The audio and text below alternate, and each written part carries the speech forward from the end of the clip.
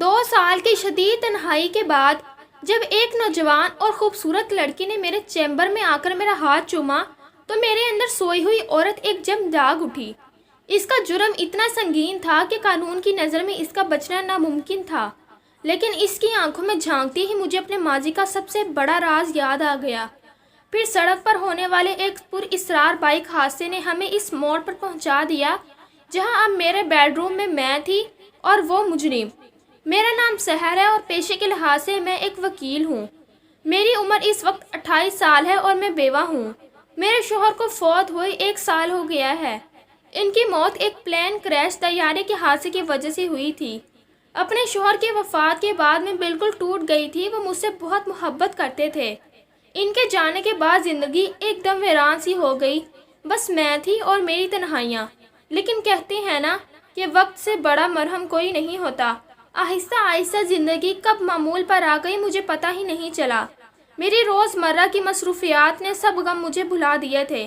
میں دن کو چیمبر میں رہتی اور رات کو اپنے کیسز کے مطالعے میں مگن رہتی تھی۔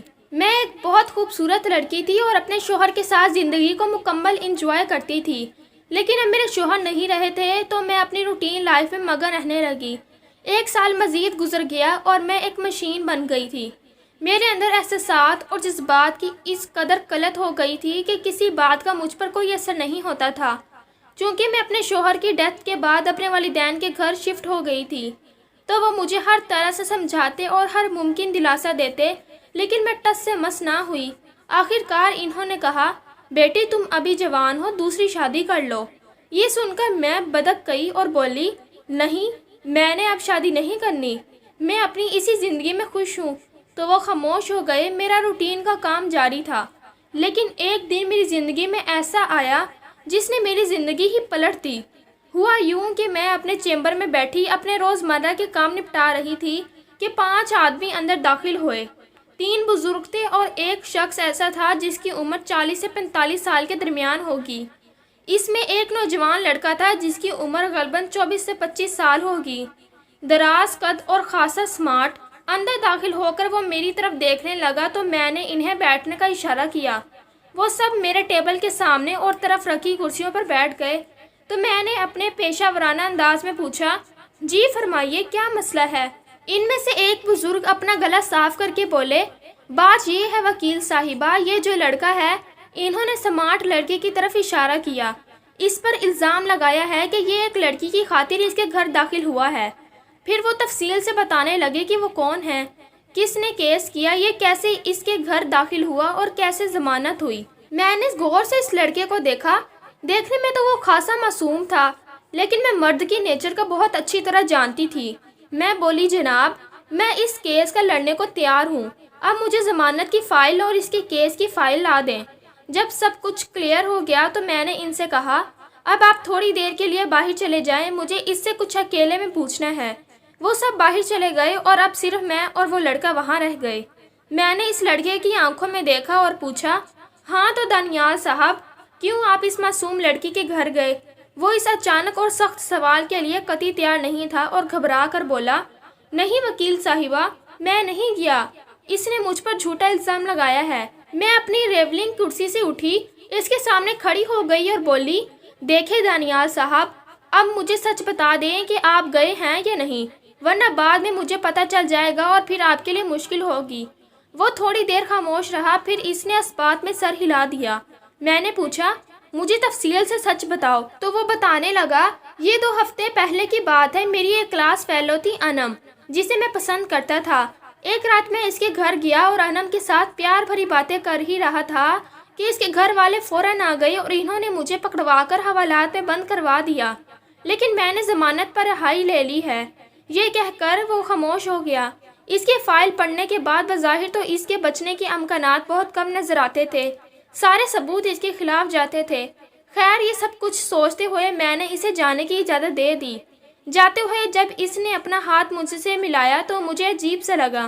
بہت دنوں بعد کسی نے مجھ سے ہاتھ ملایا تھا اور مجھے اپنے جوان اور بھرپور ہونے کا احساس ہوا تھا۔ اس کے بعد وہ چلا گیا اور میں اپنے کام نپٹانے میں مصروف ہو گئی۔ شام کو کیسز کی فائلیں اٹھا کر میں گھر چلی گئی، کھانا کھایا اور تھوڑی دیر آرام کرنے کے لیے لیٹ گئی۔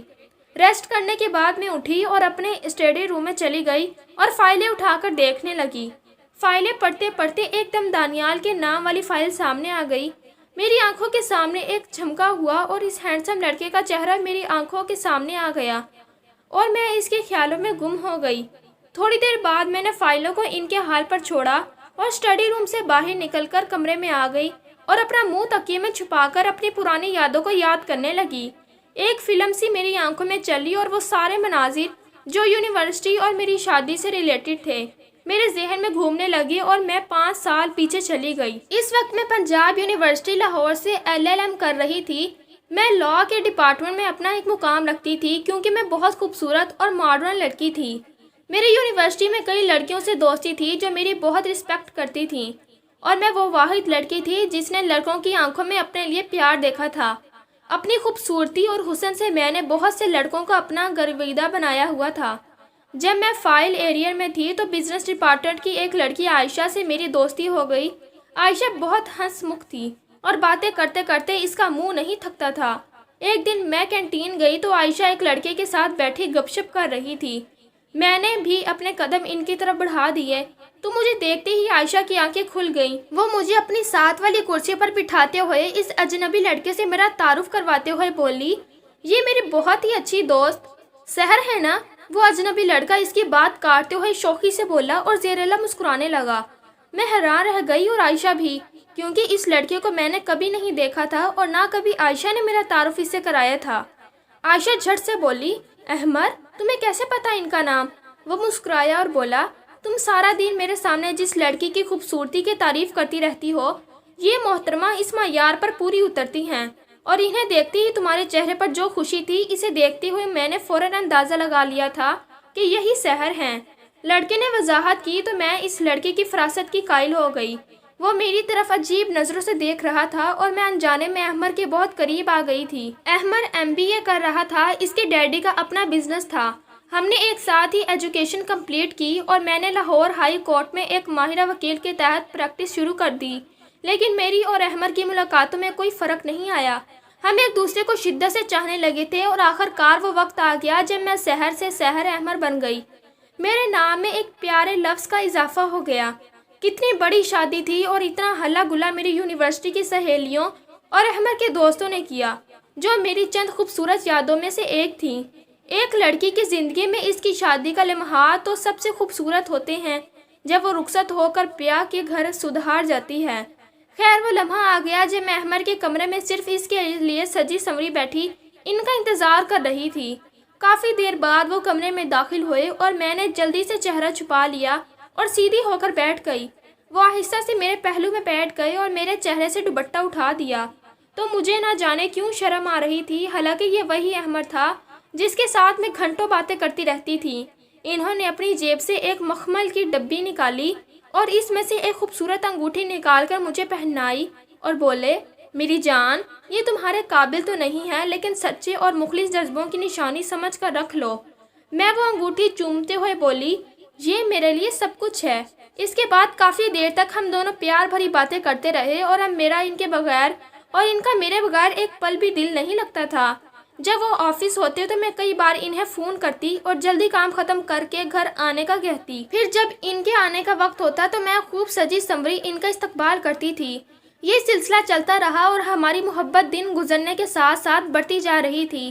وہ مجھے اکثر کہتے تھے، جان میں تمہیں اپنی بیوی نہیں محبوبہ ہی سمجھتا ہوں، اور میں ان کی محبت پر مسکرا کر رہ جاتی۔ پھر 2 سال گزر گئے اور آخر کار وہ ہزاروں ارمان لیے اس دنیا سے رخصت ہو گئے۔ وہ شام کو کسی بزنس میٹنگ میں دبئی جانے کے لیے نکلے تھے۔ جاتے ہوئے پیار سے مجھ سے ملے تھے اور کہا تھا، بیگم میں 4 دن کے لیے دبئی جا رہا ہوں۔ یہ کہہ کر وہ دبئی جانے کے لیے تیار ہو کر نکل گئے۔ میں بھی اپنے کام کاج میں مصروف ہو گئی اور تقریباً 1 گھنٹے بعد کسی نے فون کیا کہ دبئی جانے والا پلین کریش ہو گیا ہے، جس میں سوار تمام مسافر ہلاک ہو گئے ہیں، جن میں آپ کے شوہر بھی شامل ہیں۔ یہ سننا تھا کہ گویا قیامت ٹوٹ پڑی۔ اب احمر کے بغیر اتنا بڑا گھر ویران سا لگتا تھا اور تنہائی مجھے کاٹ کھانے کو دوڑتی تھی۔ سو میں اپنے گھر اپنے والدین کے پاس شفٹ ہو گئی اور خود کو مصروف کر لیا تھا انہیں بھلانے کے لیے۔ لیکن یہ صرف میری خام خیالی نہیں، وہ ایک ایسی یاد تھی جسے بھلایا نہیں جا سکتا تھا۔ دانیال کا کیس اور ایک حادثہ اور آج جس کا کیس لڑنے کا میں نے ارادہ کیا تھا وہ میرے مرحوم شوہر سے بالکل ملتا جلتا تھا۔ وہی روشن آنکھیں تھیں جس نے میرے مرحوم شوہر کی یاد تازہ کر دی۔ صرف اسی وجہ سے میں اس کا مقدمہ لڑنے پر مجبور ہو گئی تھی۔ پھر نہ جانے رات کے کس پہر میری آنکھ لگ گئی اور میں نیند کی وادیوں میں اتر گئی۔ خیر صبح میں کافی لیٹ اٹھی تھی، ناشتہ خود بنایا کیونکہ ماں اور دادا ماموں کے پاس دوسرے شہر گئے ہوئے تھے۔ پھر میں چیمبر جانے کی تیاری کرنے لگی اور آج میں خلاف معمول کافی نکھر کر تیار ہوئی تھی۔ ایک سرخ رنگ کا سوٹ نکالا جو مجھ پر خاصا سوٹ کرتا تھا، اپنے لبوں پر لپسٹک لگائی اور خوشبو سے خود کو مہکایا اور پھر چیمبر چلی گئی۔ وہاں اپنے کاغذات وکالت اپنے منشنی کو دیے جو اس نے جج کو جمع کروائے۔ چند دوسرے چھوٹے چھوٹے کاموں سے میں فارغ ہو کر اپنا سر کرسی پر رکھا اور اپنی آنکھیں موند لیں اور دانیال کے بارے میں سوچنے لگی۔ اس کا کیس خاصا خراب تھا اور تمام گواہ اور ثبوت اس کے خلاف تھے اور اس کے بچنے کی کوئی امید نہ تھی۔ انم کے گھر والوں نے اسے اس کا جرم کا ارتکاب کرتے ہوئے پکڑا تھا۔ اب جو کچھ کرنا تھا مجھے ہی کرنا تھا اور منشنی نے بتایا تھا کہ مقدمے کی سماعت 15 دن بعد ہے۔ میں یہ سب سوچ ہی رہی تھی کہ دستک کی آواز آئی تو میں نے اپنی آنکھیں کھولی اور کمن کہا۔ آنے والے وجود کو دیکھ کر بے اختیار میں مچل اٹھی۔ بلیک جینز اور بلیو شرٹ میں دانیال مجھے بہت نکھرا نکھرا لگا۔ اندر آ کر اس نے سلام کیا اور میں نے جواب دیا اور اسے بیٹھنے کا اشارہ کیا۔ وہ میرے سامنے بیٹھ گیا اور اس کے چہرے پر پریشانی کی لکیریں صاف دکھائی دے رہی تھیں۔ دانیال نے کہا، میڈم آپ نے میسج کیا تھا، خیریت تھی؟ وہ کچھ پریشانی سے بولا تو میں نے کہا، جی ہاں مسٹر دانیال۔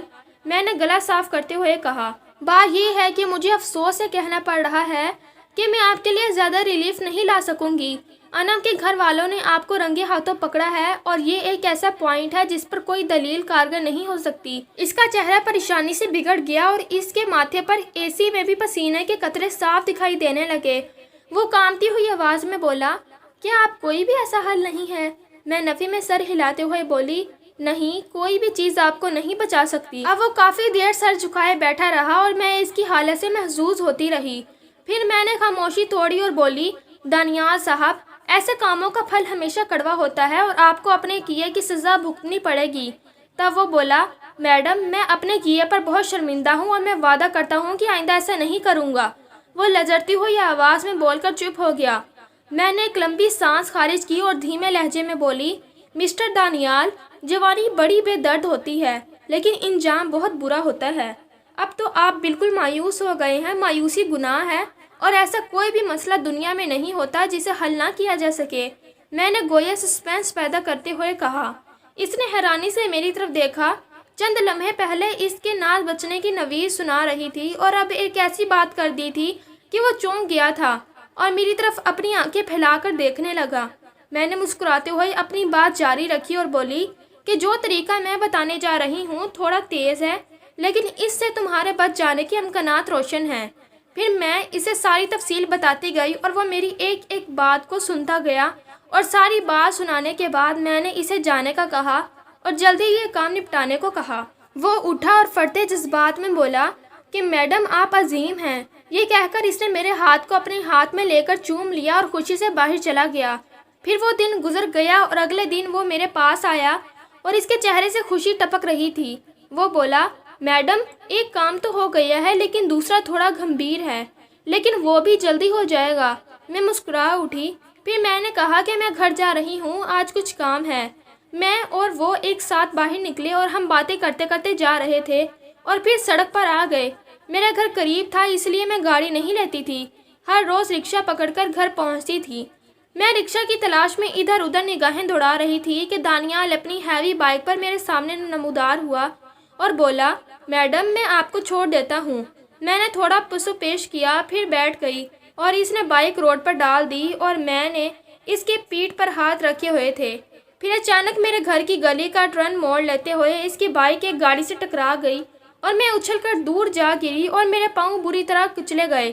دانیال کو کوئی خاص چوٹ نہیں آئی تھی کیونکہ بائک اور گاڑی کی سپیڈ سست تھی تو وہ بچ گیا تھا اور میں اپنا توازن کھو کر گر گئی تھی۔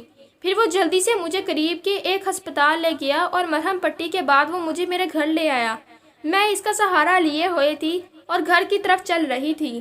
گھر کے اندر پہنچنے تو دانیال نے مجھ سے پوچھا، کہ کس کمرے میں جانا ہے، تو میں نے اسے سیڑھیاں چڑھنے کا کہا، پھر اسے گائیڈ کرتے ہوئے اپنے کمرے میں لے گئی۔